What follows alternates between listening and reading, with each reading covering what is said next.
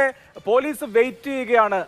അങ്ങനെ അതായത് അങ്ങനെ നിയമമുണ്ടെന്ന് ചോദിച്ചാൽ ഇല്ല. പക്ഷേ മുൻകൂർ ജാമ്യാപേക്ഷ മൂവ് ചെയ്താൽ പൊതുവെ അറസ്റ്റ് ചെയ്യാറില്ല എന്നൊരു സമീപനം എടുക്കാറുണ്ട്. അതുപോലെ സുപ്രീം കോടതിയും കഴിഞ്ഞു വരട്ടെ എന്ന് വെയിറ്റ് ചെയ്യുകയാണോ കേരള പോലീസ്? എന്ത് തോന്നുന്നു?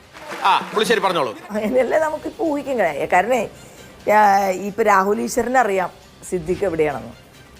സിദ്ദിഖിന്റെ ആളുകൾക്കെല്ലാം അറിയാം. എന്താ ഉറക്കം വരുന്നു. അദ്ദേഹത്തിന്റെ ഫോണൊക്കെ ഓൺ ആണായിരുന്നു എന്നാണ് പറയുന്നത്. ഇന്നലെ നിങ്ങളിൽ എല്ലാവരും പറഞ്ഞു, ഞാൻ ഇന്ന് ആവർത്തിക്കണില്ല, ഇന്ന് വെളുപ്പിനാണ് സിദ്ദിഖ് ഈ പറഞ്ഞ സ്വന്തം വീടുകളിൽ നിന്ന് മാറിയിരിക്കുന്നത്. എനിക്കൊരു കള്ള പാസ്പോർട്ട് സംഘടിപ്പിച്ചതാ. ഞാൻ വല്ല മലയാളിലോ സിംഗപ്പൂരിലോ എവിടെങ്കിലും പോയി വല്ല കൂലിപ്പണിയും ചെയ്ത് ജീവിച്ചോളാം. അതും എയർപോർട്ട് വഴി സുപ്രീം കോടതിയിലേക്ക് പോയിട്ടില്ല. അപ്പം ഇനി കാറ് വഴി ഇപ്പം ഈ രാഹുൽ ഈശ്വർ പറഞ്ഞ പോലെ കാറ് വഴി പോയിട്ടുണ്ടോ എന്ന് നമുക്കറിയില്ല. ഇങ്ങനെ പോകുന്ന സിദ്ദിഖിനെ അറസ്റ്റ് ചെയ്യണം എന്ന ഒരു തീരുമാനം കേരള പോലീസിനുണ്ടെങ്കിൽ അത് എപ്പോഴേ അറസ്റ്റ് ചെയ്യപ്പെട്ടേനെ.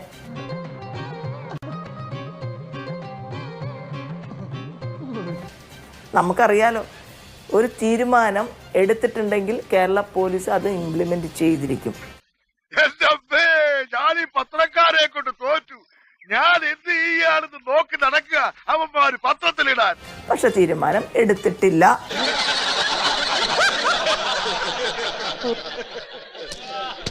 എന്നതുകൊണ്ടാണ് സിദ്ദിഖിന് ഇങ്ങനെ പോകാനായിട്ടുള്ള ഒരു അവസരം ഉണ്ടായത്. താങ്കൾ പറഞ്ഞതുപോലെ ഒരു പക്ഷേ സിദ്ദിഖ് സുപ്രീം കോടതി കൂടി ഒന്ന് ട്രൈ ചെയ്തിട്ട് വരട്ടെ.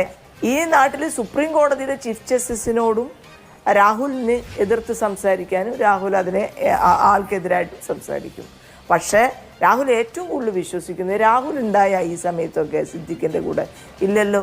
പിന്നെ എങ്ങനെയാണ് രാഹുലിന് പറയാൻ കഴിയുന്നത് എനിക്ക് ഇനി തൂറാനുള്ള സമയം കിട്ടുമോ എന്തോ? അങ്ങനൊരു സംഭവം ഉണ്ടായിട്ടില്ല എന്ന്. രാഹുൽ ഇല്ലാത്ത ഒരു കാര്യത്തിൽ ഒരു കുട്ടിക്കെതിരായിട്ട് ഇങ്ങനെ കാര്യങ്ങൾ പറഞ്ഞതുകൊണ്ട് മാത്രം അവിടെ റേപ്പ് നടന്നിട്ടില്ല എന്ന് പറയാൻ സാധിക്കില്ല. രാഹുൽ ആ സമയത്ത് അവിടെ ഉണ്ടായിട്ടില്ല. രാഹുലിന് ആ സമയത്ത് അതറിയില്ല. അത് മാത്രമല്ല, ഈ സംഭവം നടന്ന് 2 വർഷം കഴിഞ്ഞ് ആ പെൺകുട്ടി ഫേസ്ബുക്കിലിട്ടപ്പോഴും അപ്പോൾ ഈ പരാതി പറഞ്ഞപ്പോഴും ഇപ്പോൾ ഫേസ്ബുക്കിലിട്ടതിനെ കുറിച്ചാണ് രാഹുൽ പറയണം.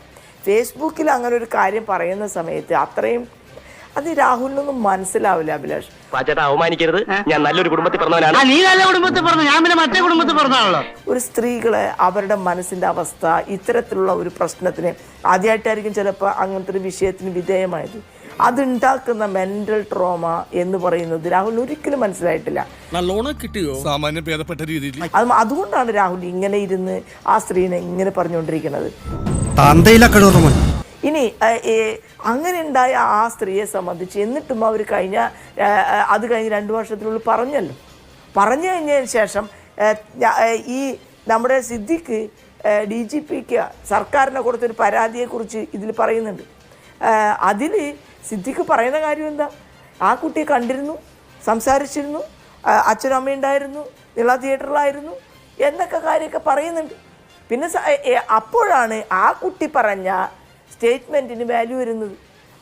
അവർ കൊടുത്തിരിക്കുന്ന സ്റ്റേറ്റ്മെൻറ്റ് പറഞ്ഞു എന്ന് പറഞ്ഞ് ഈ കോടതിയുടെ ജഡ്ജ്മെൻറ്റിൽ പ്രോസിക്യൂഷൻ്റെ ആർഗ്യുമെൻ്റ് എന്ന രീതിയിൽ കോടതി പറഞ്ഞിരിക്കുന്ന കുറച്ച് കാര്യങ്ങളുണ്ട്. എത്ര ഗൗരവമുള്ളത്! റേപ്പല്ലേ? റേപ്പാണ്. ചുമ്മാ പറഞ്ഞായിരിക്കുമല്ലേ? ചുമ്മാ പറഞ്ഞതാ. അയാൾ ശരിക്കും പറഞ്ഞതായിരിക്കും. ആ റേപ്പ് നടന്നില്ല എന്ന് പറയാൻ രാഹുൽ അവിടെ ഉണ്ടായിരുന്നോ? സിദ്ദിഖ് പറഞ്ഞ അറിവല്ലേ ഉള്ളൂ. ഇപ്പൊ പറഞ്ഞ ഞാൻ ഈ കേസ് മുഴുവൻ പഠിച്ചു. എന്ത് പഠിച്ച്?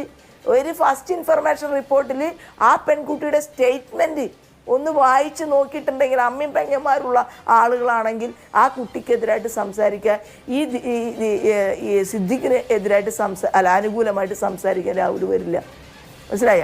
കാരണം അത്രയും മോശമായിട്ടുള്ള റേപ്പിൻ്റെതായിട്ടുള്ള എല്ലാ കാര്യങ്ങളും ചെയ്തിട്ടുണ്ട് എന്നുള്ളതാണ് പ്രോസിക്യൂഷൻ്റെ കേസ്. ആ കേസ് കാണാനായിട്ട് രാഹുലിന് പറ്റുന്നില്ല. ആ വാചകങ്ങൾ കാണാനായിട്ട് രാഹുലിന് പറ്റുന്നില്ല. രാഹുൽ ഇല്ലാത്ത ഒരു സന്ദർഭത്തിൽ ചെയ്തിട്ടില്ല എന്നൊരാൾ അങ്ങോട്ട് പറഞ്ഞ് സിദ്ദിഖിനെ ഈ രീതിയിൽ എനിക്കിപ്പോൾ സിദ്ദിഖ് പ്രതിയാണെന്നൊന്നും ഞാൻ പറയില്ല. കോടതി നിശ്ചയിക്കട്ടെ, കോടതി തീരുമാനിക്കട്ടെ. പക്ഷെ ആ കുട്ടിക്ക് അത് അനുഭവപ്പെട്ടിട്ടുണ്ട് എന്നത് ആള് ഈ ആദ്യമല്ല പറയുന്നത്. കിട്ടേണ്ടതൊക്കെ കിട്ടിയല്ലോ, സമാധാനമായല്ലോ. ഇനി സ്വസ്ഥമായിട്ട് വണ്ടി ഈ റോഡിൽ പോട്ടെ.